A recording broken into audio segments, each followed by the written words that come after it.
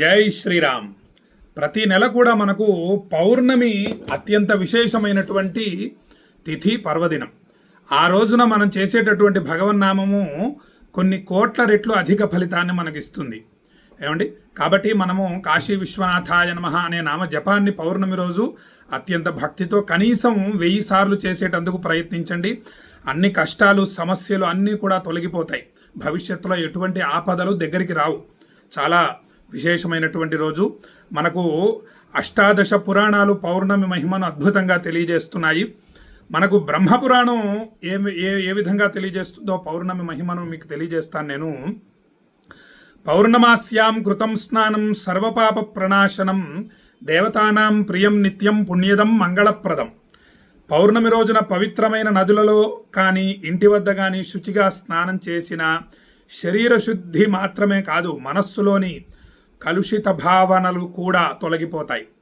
అండి, మా ప్రతి మనిషి కూడా, స్త్రీ పురుషులందరూ కూడా స్నానం చేస్తూ అఖండ గంగానది స్నానమహం కరిష్యే అని ఆ రోజు తిథివార నక్షత్రాలు చెప్పుకొని గోత్రనామాలు చెప్పుకొని స్నానం చేయాలి. అలా చేయటం, స్నానం చాలా విశేషం. గతంలో చేసిన పాపకర్మలకు ప్రాయశ్చిత్త ఫలం లభిస్తుంది. దేవతలకు ప్రీతికరమైనటువంటి ఈ తిథిలో స్నానం చేసిన వారికి పుణ్యం పెరిగి గృహంలో శుభకార్యాలు మంగళకర సంఘటనలు కలుగుతాయి అని మనకు బ్రహ్మపురాణం తెలియజేస్తోంది. ఇక పద్మపురాణం ఏం తెలియజేస్తోందంటే, పౌర్ణమ్యాం లక్ష్మీ పూజాం యఃకరోతి భక్తి సంయుత ధనధాన్య సమృద్ధించ లభతే నాత్ర సంశయ. పౌర్ణమి రోజున ఎవరైతే భక్తితో లక్ష్మీదేవిని పూజిస్తారో వారి ఇంట ధనలాభం, ధాన్య సమృద్ధి, ఆర్థిక స్థిరత్వం కలుగుతాయి. అప్పుల బాధలు తొలగుతాయి, రుణ బాధలు తీరిపోతాయండి. ఇక కుటుంబంలో ఐక్యత పెరుగుతుంది, సంతోషం పెరుగుతుంది. లక్ష్మీ కటాక్షం వల్ల గృహంలో శాంతి లభిస్తుంది, సౌభాగ్యం నిలుస్తాయి. ఏమంటే మనకు ఈ విధంగా మనకు పద్మపురాణం తెలియజేస్తోంది. ఇక విష్ణు పురాణం ఏం తెలియజేస్తోందంటే, పౌర్ణమాస్యాం హరేర్భక్త్యా నామ సంకీర్తనం చరేత్ అనేక జన్మ పాపాని నశ్యంతి తత్క్షణాధ్రువం. పౌర్ణమి రోజున మహావిష్ణువు నామస్మరణ అంటే గోవిందనామం, ఓం నమో వెంకటేశాయ, ఇటువంటి నామస్మరణ చేస్తూ ఉండాలండి. విష్ణుమూర్తి సంబంధమైనటువంటి నామాలను ఎవరైతే జపిస్తూ ఉంటారో కనీసం సహస్రం చేయాలండి. మనకు చూడండి, త్యాగరాజస్వామి వారు 96 కోట్ల రామనామం జపించారట. అంటే వారు ఎంత సమయం నామ జపానికి కేటాయిస్తే అంత సంఖ్య అవుతుందండి 100 సంవత్సరాల ఆయుర్దాయంలో కదా. ఇక మనకు శారదా పరమేశ్వరి అమ్మవారు, శారదామాత అంటారు. రామకృష్ణ పరమహంస యొక్క భార్య అయినటువంటి శారదామాత ప్రతిరోజు 1,00,000 భగవన్నామ జపం చేసేది ఆ తల్లి. కాబట్టి ఎంత విశేషం. కాబట్టి ప్రతిరోజు కనీసం సహస్రం అనేది చాలా తక్కువ సంఖ్య. ఏమండి, కనీసం 10,000 చేయాలి, 20,000 చేయగలగాలి. పౌర్ణమి, మాస శివరాత్రి, ఏకాదశి ఇటువంటి విశేషమైన పర్వదినాలలో కనీసం 10,000 భగవన్నామం జపం చేయాలి. అంటే అంత చేయడం కష్టం కాబట్టి కనీసం సహస్రం 1000 సార్లు విష్ణునామాన్ని ఎవరైతే జపిస్తారో భజన సంకీర్తన చేయుట వలన అనేక జన్మలుగా కూడిన పాప సంచయం మొత్తం కూడా నశిస్తుంది. అనేక జన్మలలో చేసినటువంటి పాపరాశియే మనకు అనారోగ్య బాధలు, మానసిక చింతలు, అప్పుల బాధలు మొదలైనవి అనేకం ఉంటాయండి. ప్రతి మనిషి అంటే సమస్య లేని మనిషి అంటూ ఎవరు ఉండరు. కాబట్టి ఎందుకోసం ఈ సమస్య వచ్చింది అంటే పూర్వజన్మ కృతం పాపం వ్యాధి రూపేణ పీడితే. కాబట్టి పూర్వజన్మలలో చేసినటువంటి పాపాలు అనేక విధాలుగా బాధలు అనుభవిస్తూ ఉంటారు. కాబట్టి అనేక జన్మలుగా కూడిన ఆ పాపరాశి మొత్తం కూడా భస్మమవుతుంది పౌర్ణమి రోజున మహావిష్ణు నామస్మరణ చేయడం వల్ల. మనస్సు భక్తి మార్గంలో నడుస్తుంది, భయము ఆందోళన తగ్గిపోతాయి, హృదయంలో విశ్వాసం పెరుగుతుంది. భగవన్నామం వల్ల నమ్మకము, విశ్వాసము, ధైర్యము పెరుగుతాయండి. భగవన్నామ జపం ఎంత చేస్తే అంత మంచిది. నరసింహస్వామి వారు అసుర సంహారం చేసిన తరువాత అందరూ శాంతించమని చెప్పడానికి భయపడుతున్నారట. సమస్త దేవీ దేవతలందరూ కూడా ప్రహ్లాదుడి దగ్గరికి వెళ్ళి, నువ్వు వెళ్ళి ఆ యొక్క నరసింహస్వామిని శాంతి శాంతించమని చెప్పి తెలియజేయి. సహనావతు సహనౌ భునక్తు సహ వీర్యం కరవావహై తేజస్వినావధీతమస్తు మా విద్విషావహై. ఓం శాంతి శాంతి శాంతి అని స్వామివారిని శాంతింపచేయి అంటే వెళతాను తప్పకుండా, నేను వెళ్ళి స్వామివారిని ప్రార్థిస్తానంటే, మరి నీకు భయం వేయట్లేదా? ఆ రూపాన్ని చూసి నువ్వు భయం కలగట్లేదా అంటారు. ఏమంటే నరసింహస్వామివారి రూపం అంటే సామాన్యమైందా?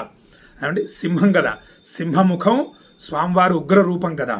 మరి అటువంటి స్వామి దగ్గరికి నువ్వు వెళ్ళి చెప్పగలవా? ఏమంటే మామూలు పులి దగ్గరికో సింహం దగ్గరికో వెళ్ళలేం కదా. మరి అటువంటిది మరి ఇంకా నరసింహస్వామి అంటే మరి ఎంత శక్తివంతమైనటువంటి స్వామివారు. అటువంటి స్వామి దగ్గరికి నువ్వు వెళ్ళగలవా అంటే నేను ఖచ్చితంగా వెళ్ళగలను. స్వామివారి యొక్క నామాన్ని జపించి జపించి జపించి నా మనస్సు ధైర్యంగా ఉంది, 1000 ఏనుగుల బలంతో ఉంది నా మనస్సు. కాబట్టి నాకు నిర్భయంగా ఉన్నాను. నేను నా స్వామి దగ్గరికి వెళ్ళి నేను చెప్పడానికి భయం ఏమిటి? నేను వెళ్ళి శాంతి మంత్రాలను ఉచ్చరిస్తాను, స్వామివారిని శాంతింపజేస్తానని ప్రహ్లాదుడు నరసింహస్వామివారి దగ్గరికి వెళ్ళి స్వామివారి ఉగ్రత్వాన్ని శాంతింపజేశాట. స్వామివారి ప్రేమతో ప్రహ్లాదుడిని దగ్గరికి తీసుకున్నట్ట. కాబట్టి మనము ధైర్యంగా జీవించాలి అంటే భగవన్నామాన్ని భక్తితో జపిస్తూ ఉండాలి. ప్రతిరోజు కనీసం 1000 సార్లు. ఇక పౌర్ణమి రోజు చేయటం వల్ల ఆందోళనలు తగ్గుతాయి, హృదయం ధైర్యంతో విశ్వాసంతో నిండి ఉంటుంది, 1000 ఏనుగుల బలం లభిస్తుంది పౌర్ణమి రోజున విష్ణుమూర్తి యొక్క నామజపం చేయటం వల్ల. ఇక శివపురాణం ఏం తెలియజేస్తుందో చూడండి. పౌర్ణమాస్యాం శివాభిషేకం యఃకరోతి సమాహితః రోగ దుఃఖ వినిర్ముక్తః శివసాయుజ్యం లభేత్. పౌర్ణమి రోజున పరమశివుడికి జలాభిషేకము మరియు పంచామృతాలు, పాలు పెరుగు తేనె నెయ్యి మొదలైన పంచామృతాలతో ఎవరైతే అభిషేకం చేసిన వారికి శారీరక రోగాలన్నీ కూడా తొలగిపోతాయండి. శరీరంలో ఉన్నటువంటి సమస్త రోగాలు. ఏమండి పంచామృతముల విషయంలో చాలా జాగ్రత్త తీసుకోవాలి. ఏదో పాలు పెరుగంటే ఏ పాలంటే ఆ పాలు తీసుకెళ్ళి ఆ శివలింగానికి అభిషేకం చేయకూడదు. పెరుగు అంటే ఏ పెరుగు, ఏదో ప్యాకెట్ పెరుగు తీసుకొచ్చి శివలింగానికి అభిషేకం చేసేస్తూ ఉంటారు. అలా చేయకూడదు. ఎవరి మీద పోస్తున్నాం మనం? ఏమండి శివలింగం అంటే సామాన్యమైందా? స్వామివారి యొక్క విరాట్ రూపం కదా, పరమేశ్వరుడి యొక్క విరాట్ రూపమే శివలింగం. కాబట్టి బ్రహ్మాండ వ్యాప్త దేహాభసిత హిమరుచా భాసమాన భుజంగై కదా. అటువంటి శివలింగాన్ని అభిషేకిస్తున్నప్పుడు ఆవు పాలను, దేశీవాళి ఆవు పాలతోటే అభిషేకం చేయాలి. ఏదో జెర్సీ ఆవు పాలు కూడా పనికిరావండి. ఈ దేశీవాళి ఆవు పాలు ఎక్కడ దొరుకుతాయి అని చూసుకోవాలి.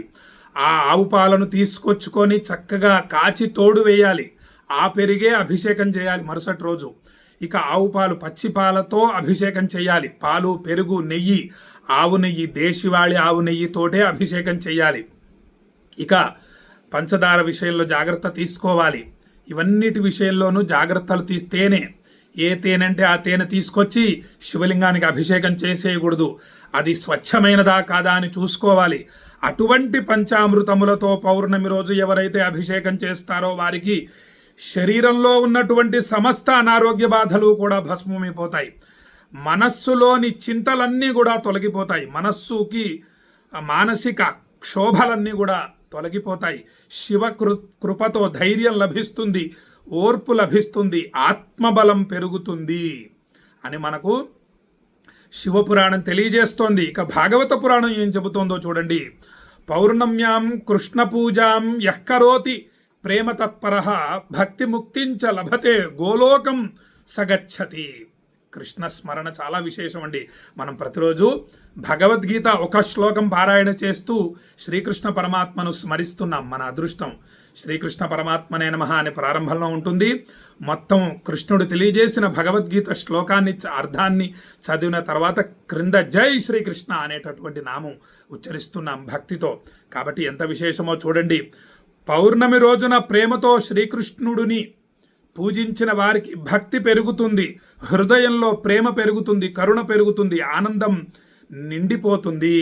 కృష్ణ స్మరణ వల్ల మనస్సు నిర్మలమై ముక్తి మార్గం సిద్ధిస్తుంది. మోక్షం చాలా ప్రధానమైంది. ఏమంటే ఇహలోక సుఖాలు కోరటం తప్పు కాదు, మోక్షాన్ని కోరకపోవటం తప్పు. ఎందుకోసం అంటే మనం జన్మించిందే బ్రహ్మానందానుభూతిని పొందడం కోసం, బ్రహ్మానందాన్ని అనుభవించి మోక్షాన్ని పొందాలి.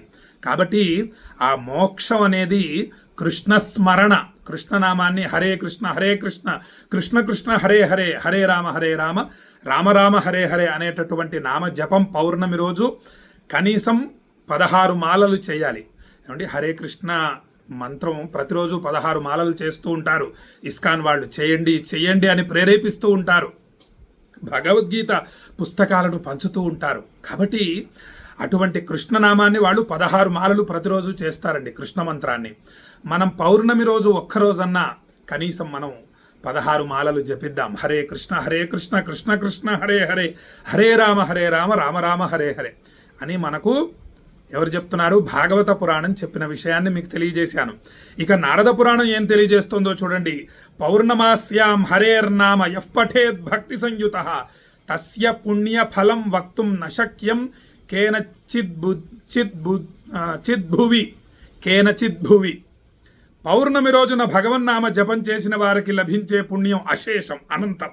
ఏమండి, ఆ రోజు భగవన్నామం మొత్తం 33 కోట్ల దేవతల యొక్క స్వరూపం ఒక్కటే. ఏమండి, కరెంటులో చూడండి, కరెంటు ఒకటే, విద్యుత్ ఒకటే. అవి మనకు ఫ్యాన్ల రూపంలో, లైట్ల రూపంలో అనేక విధాలుగా మనకు ఏ విధంగా అయితే ఉపయోగపడుతోంది అంతే. కానీ ఆ యొక్క వైరులో ప్రవహిస్తున్నటువంటి కరెంటు మాత్రం ఒక్కటే. అలానే మొత్తం 33 కోట్ల దేవతల యొక్క స్వరూపం ఒక్కటేనండి. శక్తి ఒకటే, చైతన్యం ఒకటే. దేవతలు మాత్రమే కాదు, మనుషులలో పిపీలికాది బ్రహ్మ పర్యంతం ఆ యొక్క సమస్తమైనటువంటి దేహములలో, ప్రాణులలో ఉన్నటువంటి ప్రాణశక్తి ఒక్కటే. అదే దైవం, అదే దైవస్వరూపం. కాబట్టి నామాలు అనేకం, రూపాలు అనేకం. మనం కూడా మనుషుల రూపాలు అనేకం, ఈ శరీరాలు అనేకంగా ఉంటాయి. లోపల ఉన్నటువంటి చైతన్యం మాత్రం ప్రతి మనిషిలో ఉన్నటువంటి చైతన్యం ఒకటే, ప్రతి జీవకోటిలో ఉన్నటువంటి చైతన్యం ఒకటే. కాబట్టి పౌర్ణమి రోజున భగవన్నామ జపం ఏదైనా సరే, కాశీ విశ్వనాథాయ నమః, విశాలాక్షీదేవ్యై నమః, కాలభైరవాయ నమః.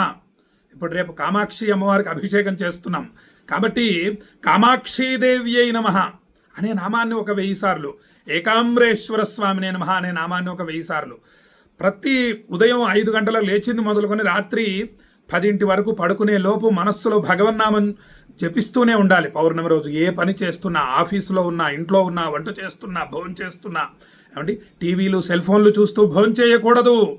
భగవన్నామాన్ని జపిస్తూ భోజనం చేయాలి.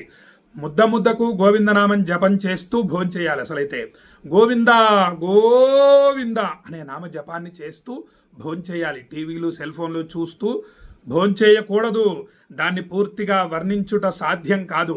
ఏమిటి, పౌర్ణమి రోజు భగవన్నామ జపం చేసిన వారి పుణ్య ఫలితాన్ని వివరించటం ఎవరికీ సాధ్యం కాదు. నామస్మరణ వల్ల మనసుకు ప్రశాంతత, జీవితానికి దిశ కలుగుతుంది. ఏమంటే ఇంకా చాలా ఉన్నాయి, మళ్ళీ వీలు చూసుకొని మీకు తెలియజేస్తాను.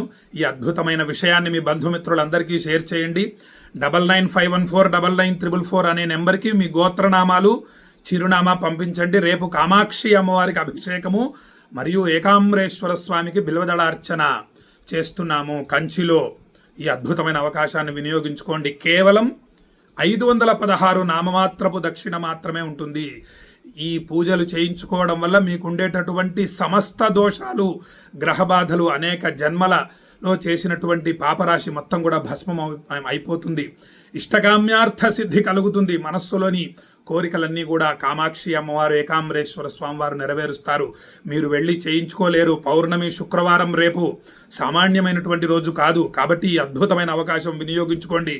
భగవన్ నామాన్ని మనస్సులో జపిస్తూనే ఉండండి. కాశీ విశ్వనాథాయ నమః, కామాక్షీదేవ్యై నమః, ఏకాంబరేశ్వర స్వామినే నమః, కాలభైరవాయ నమః, గోవింద గోవింద గోవింద గోవింద అనే నామజపం చేయండి. కృష్ణనామాన్ని జపించండి, రామనామాన్ని జపించండి. ఏమండి, ఇవన్నీ అద్భుతమైనటువంటి మహామహిమాన్వితమైనటువంటి శక్తివంతమైనటువంటి నామాలు. కాశీ అనే 2 అక్షరాలు విశేషం. రామ, కృష్ణ, శివ ఇవన్నీ 2 అక్షరాలండి.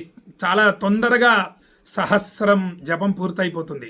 ఏముందంటే ఒక రుద్రాక్షమాల తీసుకొని 10 మాలలు జపిస్తే 1000 సార్లు అయిపోతుంది. కాబట్టి చాలా తేలికండి, మనస్సులో జపిస్తూ ఉండడమే. ఆ విధంగా చేసి అని భక్తులకు తెలియజేస్తూ రేపు ఇంకొక అద్భుతమైన వీడియో పంపిస్తాను, పౌర్ణమి గురించి తెలియజేస్తానని చెప్పి తెలియజేస్తూ సెలవు తీసుకుంటున్నాను. జై శ్రీరామ్. విశ్వనాథాయ మంగళం, విశ్వనాథాయ మంగళం, విశ్వనాథాయ మంగళం. కాలభైరవ స్వామికి జై. కామాక్షి మాతకు జై.